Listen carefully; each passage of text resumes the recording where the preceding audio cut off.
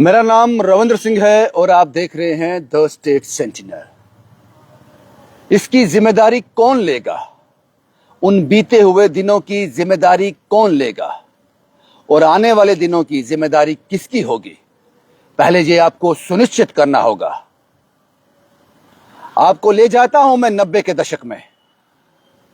सबसे पहले बताओ, जो लोग कहते हैं कि जंतर मंतर में जाकर हम प्रोटेस्ट करेंगे, हमें स्टेटहुड चाहिए, हमें पूरी ताकत चाहिए स्टेट को संभालने की, हमें राज्य का दर्जा दो।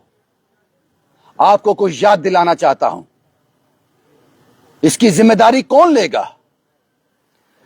30 से 35 साल के बाद यह महिला जो कश्मीरी पंडित है वापस कश्मीर गई, अपने घर गई। 30 से 35 साल बाद इसके घर के आधे सदस्य भगवान के पास चले गए। उस वृक्ष को देखकर ये रो रही है, उससे बातें कर रही है, उसको पूछती है, उससे कहती है बाबूजी चले गए, माताजी भी चली गई, तू अभी तक यही खड़ा है? तूने हमको याद किया? हमने तुझे बहुत याद किया। ये कश्मीरी भाषा में उस वृक्ष से बातें कर रही है, उस वृक्ष से बातें कर रही है। यहां इसने बचपन गुजारा था। उस वृक्ष से बातें कर रही है, यहां इसने अपनों को अपने साथ बड़ा होते हुए देखा था। उस वृक्ष से बातें कर रही है जिसको रातों रात के अंधेरे में छोड़कर भागना पड़ा था इसको। तब स्टेट किसके पास थी? तब होम किसके पास था? तब चीफ मिनिस्टर कौन था? ये हालात क्यों पैदा हुए? इसका जिम्मेदार कौन है? हमने तो कह दिया कि कश्मीरी पंडितों को कश्मीर से निकाल दिया गया था। हर कश्मीरी पंडित के पीछे एक कहानी है। उसकी जिम्मेदारी लेगा कोई? आप लोग तो वापस सत्ता में आ गए, तब भी सत्ता में थे, और जब ये हालात पैदा हुए आपने हाथ खड़े कर दिए थे, और आज फिर आप सत्ता में बैठे हो और स्टेट मांग रहे हो। एक वीडियो आपको मैं और सुनाता हूं। यहां पर एक कश्मीरी नेता यह कह रहा है कि अगर वापस होम एनसी के पास, मौजूदा जम्मू कश्मीर यूटी की सरकार के पास आया तो हजारों नौजवान फिर सड़क पे होंगे पत्थर लेकर। पत्थरबाजी फिर शुरू हो गई। उन कश्मीर के युवाओं और मौत के बीच, उस खून के बीच सेंटर खड़ी है। तभी यह सब कुछ रुका हुआ है। तभी कश्मीर में आज इतना टूरिस्ट है कि पांव रखने की जगह नहीं है। क्या आप इसकी जिम्मेदारी लेते हो कि आपको स्टेट मिल जाएगी? जो हालात पहले कश्मीर के थे वो वापस नहीं होंगे, जिसके जिम्मेदार आप लोग थे, क्योंकि जिसकी सरकार होती है जवाबदेही उसकी होती है। सुनिए ये कश्मीरी लीडर क्या कहता है। मेरे से लिख के ले लो, हाँ रिकॉर्ड में बोल रहा हूँ। जिस दिन आपने होम दे दिया ना किसको, स्टेट को, अगले दिन 1000 लड़के हो जाएंगे एक्टिव। अच्छा, अभी अगर माँ का बच्चा बच रहा है, ये पुण्य काम अमित शाह जी का है। कमाल की बात है। किसी मैं अमित शाह जी की इतनी तारीफ किसी मुसलमान आदमी से सुनना बड़ी यूनिक बात होती है। नहीं, देखो जो सही है वो सही है। कोई भी आएगा, मैं कांग्रेसी घर का हूँ, कोई भी मेरे को बताएगा कि इसमें गलत है कुछ, अच्छा, मैं माफी मांगूंगा, मैं बोलूंगा गलत है। मेरे से इसका जवाब देगी नेशनल कॉन्फ्रेंस, उमर अब्दुल्ला सरकार। आपने तो यह कह दिया कि हम जंतर मंतर में जाकर देंगे, स्टेटहुड दे दो। कश्मीर के जो हालात हुए हैं इसमें कोई दो राय नहीं है कि सेंटर उसमें अहम रोल निभा रही है।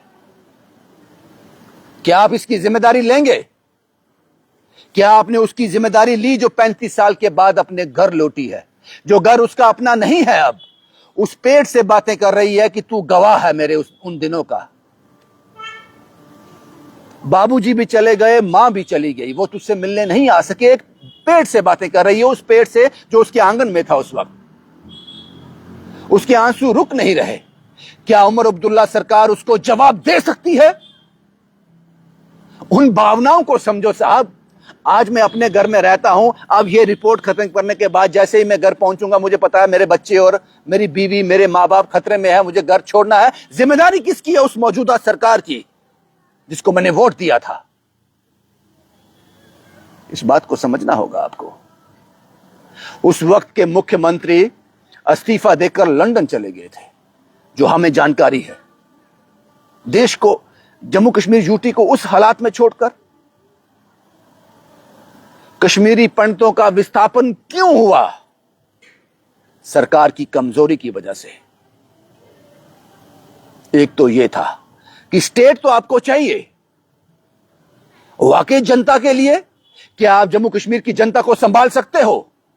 उनकी जान की रक्षा कर सकते हो? आज कश्मीर में मैंने कहा पांव रखने की जगह नहीं है, इतना टूरिस्ट है।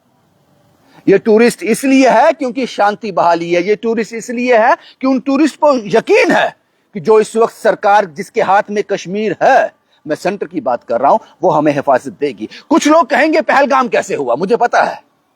कुछ लोग हैं जो कहेंगे पहलगाम कैसे हुआ? पर साहब, पहलगाम गैरों ने किया। पत्थरबाजी अपने करते हैं। उन अपनों पर जो इस मानसिकता के हैं, उस पर लगाम लगाई है सेंटर ने। इसलिए आपको पहले यह आश्वस्त होना होगा कि जो कश्मीर आपको इस वक्त मिल रहा है यूटी में, वही कश्मीर स्टेट में रहेगा। फिर आपको प्रोटेस्ट करना चाहिए, इसकी जिम्मेदारी आपको लेनी चाहिए। एक तो यह था जो मैंने आपके साथ साझा किया। दूसरा आ जाते हैं अब केंद्र सरकार पर, क्योंकि मैंने पहले कहा कि ना मैं किसी पार्टी का हूं, मैं जर्नलिज्म कर रहा हूं। मैं अपनी बात रख रहा हूं, वो बात रख रहा हूं जो जनता के हित में है, जो मेरे देश के हित में है, मेरे लोगों के हित में है, मेरी यूटी के हित में है।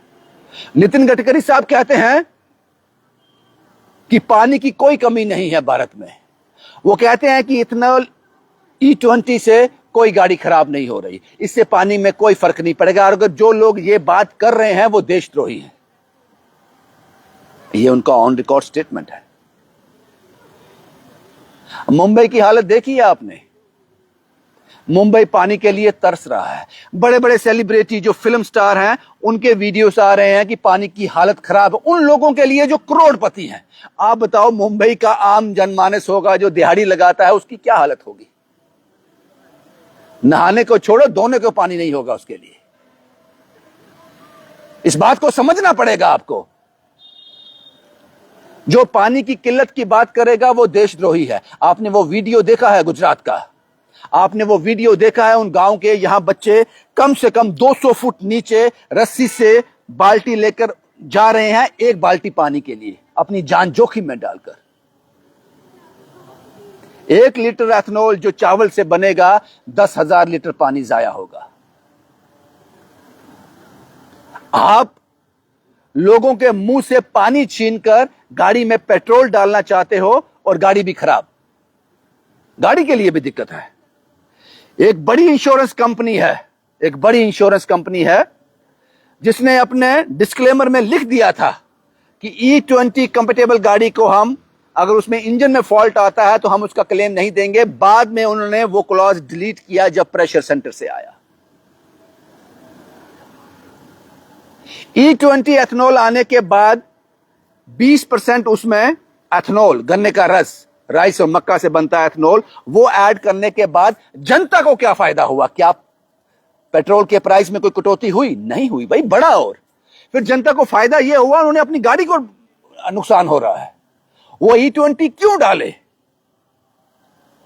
E20 क्यों डाले जब उसको पेट्रोल सस्ता भी नहीं हो रहा और गाड़ी भी नुकसान हो रही है? या तो आप ऑप्शन दे दो, ये एक प्योर पेट्रोल है, प्योर पेट्रोल जिसकी कीमत 107, 108, 110 रुपए है, और दूसरा E20 है जिसकी कीमत 70 रुपए है। साहब, मर्जी आपकी है, जो मर्जी डाल लो, मर्जी आपकी है।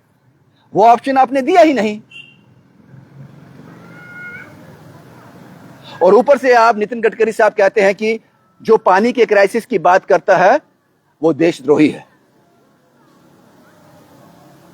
हम किस ओर ले जा रहे हैं भारत को? किसी एक को फायदा पहुंचाने के लिए हम पूरे भारत को, पूरे भारतवासियों को उनके साथ खेल रहे हैं। पानी जो है बेसिक नीड है। पानी के बिना जीवन संभव ही नहीं है। संभव ही नहीं है।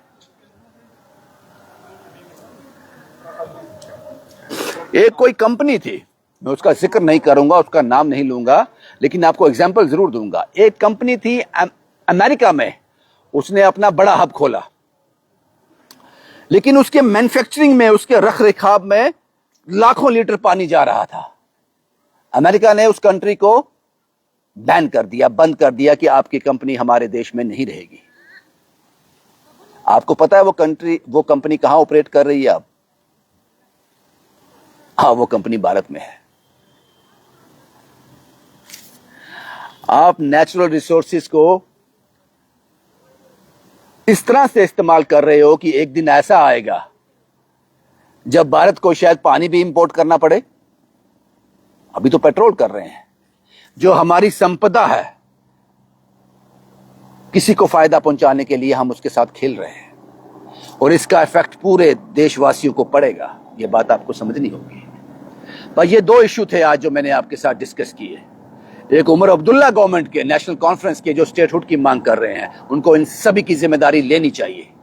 और दूसरा, जो पानी के क्राइसिस भारत में है, मुंबई में आ चुके हैं, बहुत से ऐसे राज्य हैं यहां पे लोग अपनी जान जोखिम में डालकर एक घड़ा पानी लेकर घर के पीने के लिए लाते हैं, और आप कहते हो कि जो पानी की बात करेगा वो देशद्रोही है।